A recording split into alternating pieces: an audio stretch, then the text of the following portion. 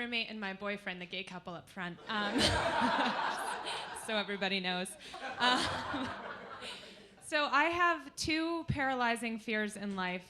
The first is an empty cocktail glass, and the second is getting knocked up. There is nothing more terrifying to me than the thought of a baby in my body. My body's not baby friendly. It's kind of like an Irish pub. Happy hour lasts all day, everyone's welcome, and if you pass out inside, you get kicked to the curb. That's horrible. Speaking of Irish pubs, I was walking down the street with my roommate the other day, and we walked past about 3 Irish pubs right in a row, and he turned and he looked at me and he said, "What was wrong with our people?" And I said, "We were going to build churches, but the buildings were too ugly, so we just put Jameson where the Bibles should be." You know that show, I Didn't Know I Was Pregnant?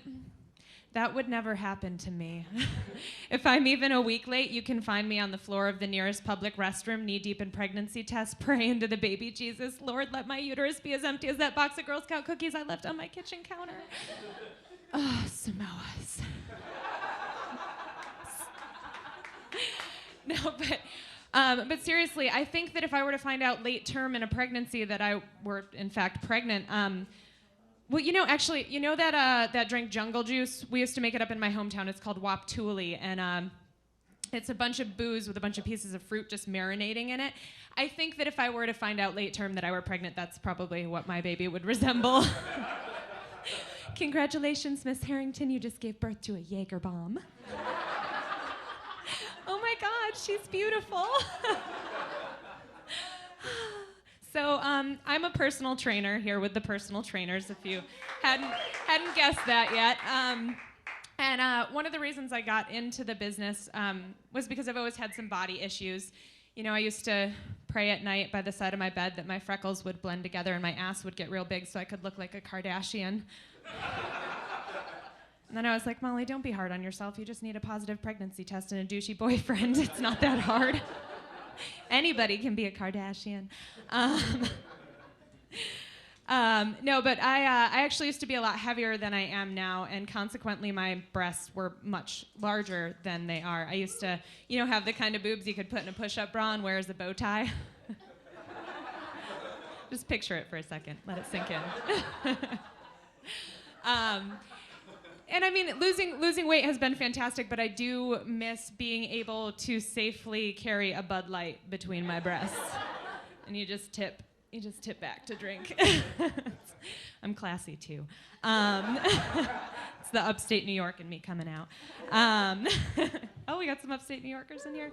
Yeah, it's good. It's good up there. Little hillbilly. You gotta go far north though.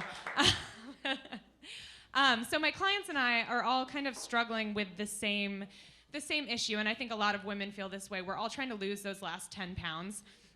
And I don't think guys necessarily get it. Some people might not get it, but the weight of the world rests on these 10 pounds. It's not just 10 pounds to us. It's like, man, if I could lose 10 pounds, I would find the love of my life. My bills would be paid.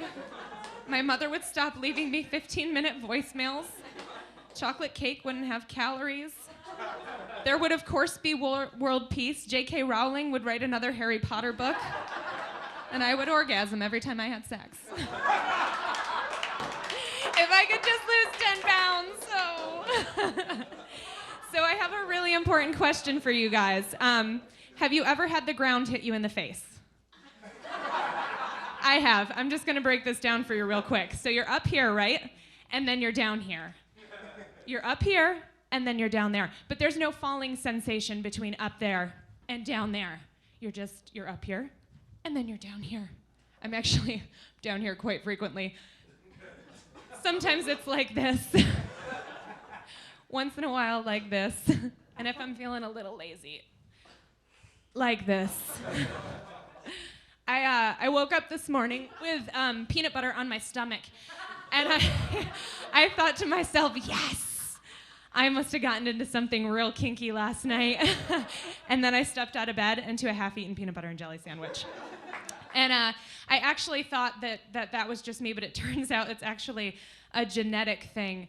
And just so you can put a face to this, she's right here. She called me the other day and she says, Molly, I woke up and I thought there was shit on my bed. And I was like, what? And she goes, I thought there was shit on my bed, and then I smelled peanut butter everywhere, and I realized I had drunkenly fallen asleep clutching Reese's Pieces in my hand, and they were stuck to her face and the pillow in the bed. So it's not just me, it's a genetic flaw. Thank you very much, guys.